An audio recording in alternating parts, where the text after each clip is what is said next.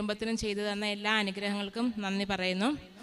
ഞാൻ കഴിഞ്ഞ ഏപ്രിലിൽ ഇവിടെ ലീവിന് വന്നപ്പോൾ ഉടമ്പടി എടുക്കാനായിട്ട് ഇവിടെ വന്നിരുന്നു. അപ്പോൾ ഉടമ്പടി എടുക്കുന്നതിന് മുമ്പ് തന്നെ ഇവിടെ വന്ന് മാതാവിനെ കണ്ട് എല്ലാത്തിനും നന്ദി പറയാമെന്ന് വിചാരിച്ചു. ഇവിടെ മാതാവിൻ്റെ അടുത്ത് ഫ്രണ്ടിൽ വന്ന് നിന്നു, പ്രാർത്ഥിച്ചു, മാതാവിനോട് നന്ദി പറഞ്ഞുകൊണ്ടിരിക്കുകയാണ്. അന്നേരം ഞാൻ പെട്ടെന്ന് മാതാവിനോട് ഇവിടെ നിന്നുകൊണ്ട് തന്നെ ഞാൻ പറയുകയാണ്, മാതാവേ, എനിക്ക് റെൻറ്റ് കൊടുക്കുന്ന പൈസ ഒത്തിരിയാണ്. അതായത് പുറത്ത് ജോലി ചെയ്യുന്നവർക്ക് അറിയാൻ പറ്റുമായിരിക്കും, അയർലൻഡിലൊക്കെ റെൻറ്റിന് താമസിക്കുമ്പോൾ ഒത്തിരി പൈസയാകും. അപ്പം ഏകദേശം 1 ലക്ഷം രൂപയിൽ കൂടുതൽ ഞാൻ ഒരു മാസം റെൻറ്റ് കൊടുക്കണം. അപ്പം ഞാൻ അത് ഇവിടെ മാതാവിനോട് നിന്ന് പറയുകയാണ്. പക്ഷേ എനിക്ക് അത് എന്തോ ഒരു വിഷമം പോലെ ഞാനങ്ങ് പറഞ്ഞു. അപ്പോൾ പെട്ടെന്ന് എൻ്റെ മനസ്സിൽ, നീ ഇപ്പോൾ ഉടമ്പടിയിൽ വയ്ക്കുമ്പോൾ, ഉടമ്പടി നിയോഗങ്ങൾ വയ്ക്കുമ്പോൾ ഫസ്റ്റ് ആ ഒരു വീടിന് വേണ്ടിയിട്ട് നിയോഗം വയ്ക്കാൻ പറഞ്ഞു. പക്ഷേ എനിക്കത് ചിന്തിക്കാൻ പോലും പറ്റുന്ന കാര്യമല്ല. കാരണം ഒരു വീട് മേടിക്കുന്നതിന് അവിടെ നമ്മൾ ആദ്യമേ സേവിങ്സ് ഉണ്ടായിരിക്കണം, അതേപോലെ വേറെ ഒത്തിരി കാര്യങ്ങൾ നോക്കാനുണ്ട്. ഞാനപ്പോൾ അതിനെപ്പറ്റി ഒന്നും ആലോചിച്ചിട്ടില്ല, അങ്ങനെയുള്ള കാര്യങ്ങളൊന്നും. പക്ഷേ ഇതെങ്ങനെ സംഭവിക്കുമെന്ന് എനിക്ക് തന്നെ അറിയത്തില്ല. പക്ഷേ മാതാവ് പറഞ്ഞതനുസരിച്ച് എന്തായാലും ഉടമ്പടി എടുക്കാൻ പേപ്പർ കിട്ടിയപ്പോൾ എൻ്റെ ഫസ്റ്റ് നിയോഗമായിട്ട് വീടിൻ്റെ കാര്യം എഴുതി ബാക്കി നിയോഗങ്ങളൊക്കെ സമർപ്പിച്ചിട്ട് പോയി. അത് കഴിഞ്ഞ് ഞാൻ അവിടെ ചെന്ന് കഴിഞ്ഞ് 2-3 മാസം കഴിഞ്ഞപ്പോൾ തന്നെ എനിക്കെന്തോ മോർഗേജിന് അപ്ലൈ ചെയ്യണമെന്ന് തോന്നി. മോർഗേജ് എന്ന് വെച്ചാൽ അവിടുത്തെ ഹൗസിംഗ് ലോണാണ്. അപ്പോൾ അതിന് അപ്ലൈ ചെയ്യാനായിട്ട് ഞാനുള്ള പേപ്പേഴ്സൊക്കെ ശരിയാക്കി ആ പേപ്പറുകളൊക്കെ സബ്മിറ്റ് ചെയ്തു. എന്നിട്ട് അതിന് കാത്തിരിക്കുകയാണ്. അതിനിടയ്ക്ക് നമ്മളിപ്പം മോർഗേജ് ശരിയാകുന്നതിനുള്ളിൽ നമ്മൾ വീട് നോക്കി വെക്കണം. അപ്പം 1-2 വീടുകൾ നോക്കി വെച്ചു. ഇഷ്ടപ്പെട്ട വീടുകൾ ഞങ്ങളിങ്ങനെ സെലക്ട് ചെയ്ത് വെച്ചിട്ടുണ്ട്. പക്ഷേ മോർഗേജ് കിട്ടുന്നില്ല. അപ്ലൈ ചെയ്തിട്ട് 2 മാസം കഴിഞ്ഞിട്ടും ഒരു അറിവില്ല. അപ്പോൾ ഞാൻ വീണ്ടും ശക്തമായിട്ട് പ്രാർത്ഥിക്കാൻ തുടങ്ങി. അപ്പോൾ ഞാൻ ഈ മോർഗേജിൻ്റെ കാര്യം പറയുമ്പം ശരിക്കും ഹസ്ബൻഡും മക്കളും ഒക്കെ എന്നെ കളിയാക്കും. മക്കൾ എന്നോട് ചോദിക്കും, അമ്മ എന്തോ വിചാരിച്ചിട്ടാണ് അമ്മ ഈ മോർഗേജിന് അപ്ലൈ ചെയ്യാൻ നിൽക്കുന്നത്. അപ്പോൾ ഞാൻ പറയുമില്ല, എന്തായാലും മാതാവ് പറഞ്ഞ കാര്യമില്ല, അത് എന്തായാലും സാധിച്ചു കിട്ടും എന്നുള്ള വിശ്വാസത്തോടു കൂടി തന്നെ ഞാൻ മുന്നോട്ട് പോയി. എന്തായാലും ഇവരിങ്ങനെ ചോദിക്കുമ്പോൾ എനിക്ക് വീണ്ടും വിഷമം വരും. എന്നാലും ഞാൻ ശക്തമായിട്ട് പ്രാർത്ഥിച്ചുകൊണ്ട് തന്നെ ഇരുന്നു. അപ്പോൾ ഒരു ദിവസം ഇങ്ങനെ ജോസഫ് അച്ഛൻ്റെ ചൊവ്വാഴ്ചത്തെ ധ്യാനം കൂടി. അത് കഴിഞ്ഞ് അന്ന് പ്രാർത്ഥിച്ചപ്പോൾ ഞാൻ ഒത്തിരി വിഷമത്തോടെ പ്രാർത്ഥിച്ചു കഴിഞ്ഞ് അന്ന് രാത്രി ഞാൻ സ്വപ്നം കാണുകയാണ്. അമ്മ മാതാവ് ഈ ഡ്രസ്സിൽ മദർ തെരേസയുമായിട്ട് 2 പേരും ഉണ്ട്. അപ്പോൾ ഞാൻ സ്വപ്നം കാണുമ്പോൾ ഞാൻ പെട്ടെന്ന് മാതാവിനോട് പറയുന്നു, മാതാവേ, എൻ്റെ മോർഗേജിൻ്റെ കാര്യം ഒന്നും ശരിയാവുന്നില്ലല്ലോ. അപ്പോൾ എനിക്ക് പെട്ടെന്ന് മാതാവ് എന്നോട് ചോദിക്കുകയാണ്, നീ എന്തിനാ വിഷമിക്കുന്നേ? നിന്നോട് ഞാനല്ലേ വീടിൻ്റെ കാര്യം പറഞ്ഞത്. നീ ഒരു കാര്യം ചെയ്യുക, നീ പ്രാർത്ഥിക്കുമ്പോൾ എല്ലാവരുമായിട്ട് പ്രാർത്ഥിക്കുമ്പോൾ ഈ വചനം പറഞ്ഞ് പ്രാർത്ഥിക്കണമെന്ന് പറഞ്ഞു. ഫിലിപ്പിയർ 4:19. നമ്മുടെ ദൈവം തൻ്റെ മഹത്വത്തിൻ്റെ സമ്പന്നതയിൽ നിന്ന് യേശുക്രിസ്തു വഴി നമുക്ക് ആവശ്യമുള്ളതെല്ലാം തരും. ആ വചനം എനിക്ക് ഒത്തിരി ഇഷ്ടമായി. ഞാൻ പിറ്റേ ദിവസം മുതൽ പ്രാർത്ഥിക്കുമ്പം എന്നും എല്ലാവരുടെയും കൂടെ എല്ലാ പ്രാർത്ഥനയും കഴിഞ്ഞിട്ട് ഈ വചനം കൈകോർത്തു പിടിച്ച് എല്ലാവരുമായിട്ട് പ്രാർത്ഥിച്ച് സ്തുതിച്ച് പ്രാർത്ഥന നിർത്തും. അങ്ങനെ 2 ദിവസം കഴിഞ്ഞപ്പോൾ എനിക്ക് മോർഗേജ് പാസ്സായി എന്നും പറഞ്ഞുകൊണ്ട് മെയിൽ വരികയാണ്. എനിക്ക് ഒട്ടും വിശ്വസിക്കാൻ പറ്റിയില്ല. കാരണം മോർഗേജ് കിട്ടാനുള്ള ഒരിതും എന്നെ സംബന്ധിച്ചിടത്തോളം എനിക്കില്ല. പക്ഷേ ഇതിന് ശേഷം 2 ദിവസത്തിനുള്ളിൽ മോർഗേജ് പാസ്സായി എന്നുള്ള മെയിൽ വന്നു. പിന്നെ ഞങ്ങൾ ആ കണ്ടുവെച്ച വീട് അവിടെ പോയി അതിനെപ്പറ്റി സംസാരിക്കണം. അപ്പം ഞാൻ പോയപ്പോൾ മാതാവിൻ്റെ ഉപ്പ് കൈ കൊണ്ടുപോയി. എന്നിട്ട് അവിടെ കൊണ്ടുപോയി ആ വീടിന് ചുറ്റും, വീട് കാണാൻ പോയ സമയത്ത് വീടിന് ചുറ്റും അവിടെ ഇട്ട് തിരിച്ചു വന്നു. അപ്പം ഞാൻ ഇവിടെ വെച്ച് മാതാവിൻ്റെ ഇങ്ങനെ പ്രാർത്ഥിച്ചുകൊണ്ടിരുന്നപ്പം ഈ വീടിൻ്റെ കാര്യം എഴുതാൻ പറഞ്ഞപ്പോഴേ ഞാൻ മാതാവിനോട് പറഞ്ഞിരുന്നു, എനിക്ക് വീട് കിട്ടുവാണ്, എനിക്ക് വീട് വാങ്ങിക്കാൻ പറ്റുവാണെങ്കിൽ തീർച്ചയായിട്ടും ഞാൻ ആദ്യം തന്നെ ആ വീട് വാങ്ങിച്ച് അതിൻ്റെ കീവായിട്ട് ഇവിടെ വന്ന് ഇനി ഏത് സാഹചര്യമാണെങ്കിലും ഞാൻ ഇവിടെ വന്ന് തിരിച്ചു വന്ന് മാതാവിൻ്റെ അടുത്ത് ഞാൻ ആ വീടിൻ്റെ കീവായിട്ട് ഇവിടെ വന്ന് സാക്ഷ്യം പറയാം എന്ന് മാതാവിന് ഉറപ്പ് കൊടുത്തിരുന്നു. ആ ഉറപ്പിൻ്റെ ബലത്തിൽ മാത്രമാണ് ഞാൻ ആ ഒരു കാര്യത്തിന് വേണ്ടി മാത്രം ഞാനിപ്പോൾ അവിടുന്ന് 2 ആഴ്ചത്തെ ലീവെടുത്ത് വന്നു. മാതാവിന് എൻ്റെ കീ കൊണ്ടുവന്ന് മാതാവിൻ്റെ അടുക്കൽ കാണിച്ച് നന്ദി പറയാൻ വേണ്ടി മാത്രമാണ് ഞാൻ ഇന്നിവിടെ വന്നത്. പിന്നെ രണ്ടാമതായിട്ട് ഞാൻ ഉടമ്പടിയിൽ വെച്ചിരുന്ന ഒരു കാര്യമാണ്, എനിക്ക് ഹീമോഗ്ലോബിൻ എപ്പോഴും ഒത്തിരി കുറവായിരിക്കും. മിക്ക സമയത്തും 7 അല്ലെങ്കിൽ 7.5 ബിലോ 8 ആയിരിക്കും എപ്പോഴും. അതുകൊണ്ട് ഭയങ്കര ബുദ്ധിമുട്ട് ഞാൻ അനുഭവിച്ചിരുന്നു.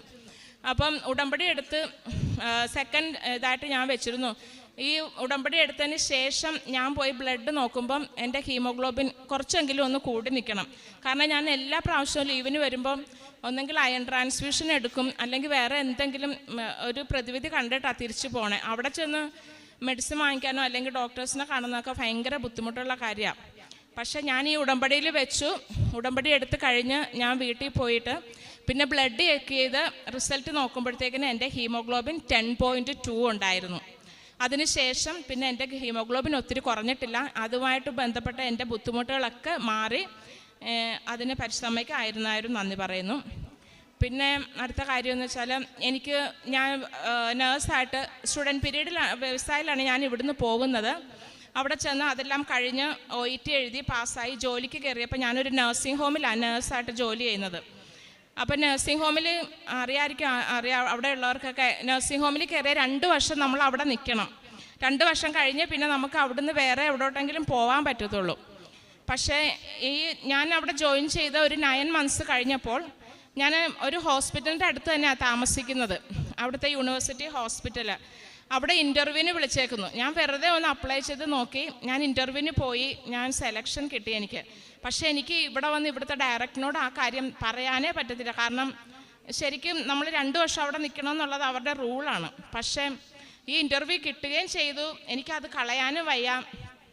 ഞാനെപ്പോഴും മാതാവിൻ്റെ കാശുരവും കൈ പിടിച്ചുകൊണ്ട് ഒരു ദിവസം ഡയറക്ടറിനെ കാണാൻ പോയി. എന്തായാലും ആ പുള്ളി ദേഷ്യപ്പെടും എന്ന് തന്നെ പ്രതീക്ഷിച്ച പോയത്. എന്നാലും ഇൻ്റർവ്യൂ കിട്ടിയതല്ലേ, അത് കളയണ്ട, എന്തായാലും ഒന്ന് ചോദിച്ച് നോക്കാമെന്ന് കരുതി.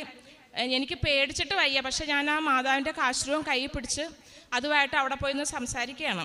അപ്പം കാര്യം പറഞ്ഞു കഴിഞ്ഞപ്പം ഒരു കുഴപ്പമില്ലാതുകൊണ്ട് എടുത്ത വായിക്കാൻ പുള്ളിക്കാരൻ പറയുന്നതെന്ന് വെച്ചാൽ, നീ പൊക്കോ, ഞാൻ നിനക്ക് റെഫറൻസ് ലെറ്റർ തരാം, ഒരു കുഴപ്പമില്ല, 9 months ആയുള്ളൂ എന്ന് എനിക്കറിയാം, പക്ഷേ നീ പൊക്കോളാൻ പറഞ്ഞു. എനിക്കത് ശരിക്കും ഭയങ്കര സന്തോഷമായിരുന്നു. ഞാൻ പുള്ളി തരാമെന്ന് പറഞ്ഞപ്പോൾ ബാക്കി പ്രൊസീജിയേഴ്സൊക്കെ ചെയ്ത് ഞാൻ ഇപ്പോൾ അവിടുത്തെ ഹോസ്പിറ്റലിൽ, ഗവൺമെൻറ് ഹോസ്പിറ്റലിൽ തന്നെ നേഴ്സായിട്ട് വർക്ക് ചെയ്യുന്നു. അടുത്തൊരു കാര്യം, എനിക്ക് തൈറോയിഡിൻ്റെ പ്രോബ്ലം ഉണ്ട്. ഞാൻ ടാബ്ലറ്റ് കഴിക്കുന്നുണ്ടായിരുന്നു.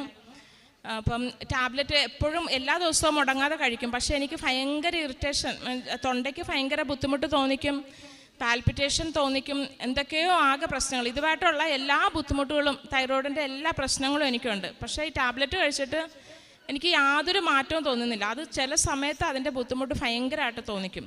അപ്പോൾ ഇതേപോലെ ഒരു ദിവസം ഞാൻ ധ്യാനത്തിന് കൂടി പ്രാർത്ഥിച്ചു. അത് കഴിഞ്ഞിട്ട് ഞാൻ വിചാരിച്ചു, എന്തായാലും ഞാൻ ഈ ടാബ്ലറ്റ് എല്ലാ ദിവസവും മുടങ്ങാതെ കഴിച്ചിട്ട് എനിക്ക് ഒരു മാറ്റവും തോന്നുന്നില്ല, അത് തന്നെയല്ലേ എൻ്റെ ബുദ്ധിമുട്ടുകൾ കൂടി വരുന്നു. ഞാൻ ടാബ്ലറ്റ് നിർത്തിവെച്ചു.